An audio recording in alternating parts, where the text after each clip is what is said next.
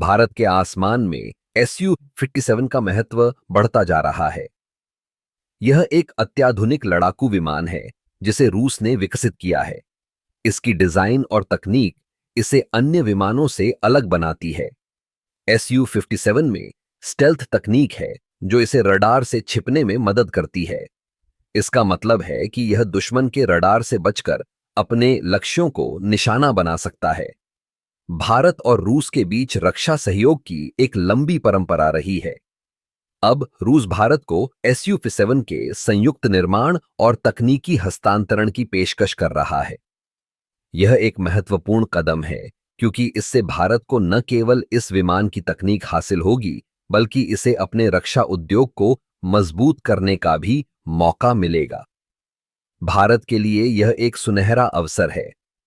SU-57 की तकनीक को अपनाकर भारत अपने वायुसेना की क्षमता को बढ़ा सकता है। यह विमान न केवल लड़ाई में प्रभावी है, बल्कि इसकी बहुभूमिका भी इसे खास बनाती है। यह एयर टू एयर और एयर टू ग्राउंड दोनों प्रकार के मिशनों को सफलतापूर्वक अंजाम दे सकता है। रूस की इस पेशकश का एक और पहलू है। भारत को अपने रक्षा क्षेत्र में आत्मनिर्भर बनने की दिशा में यह एक महत्वपूर्ण कदम है।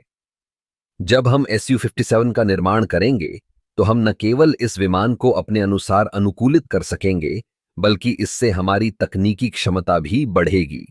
भारत की वायुसेना के लिए यह विमान एक गेम चेंजर साबित हो सकता है। इसकी उन्नत तकनीक और क्षमताएं हमें क्षेत्रीय सुरक्षा में एक मजबूत स्थिति में लाएंगी। इसके अलावा यह अन्य देशों के साथ हमारे रक्षा सहयोग को भी बढ़ावा देगा। इस साझेदारी से भारत और रूस के बीच संबंध और भी मजबूत होंगे। रूस ने हमेशा भारत के साथ अपने रक्षा संबंधों को प्राथमिकता दी है और SU-57 के माध्यम से यह सहयोग और भी गहरा होगा।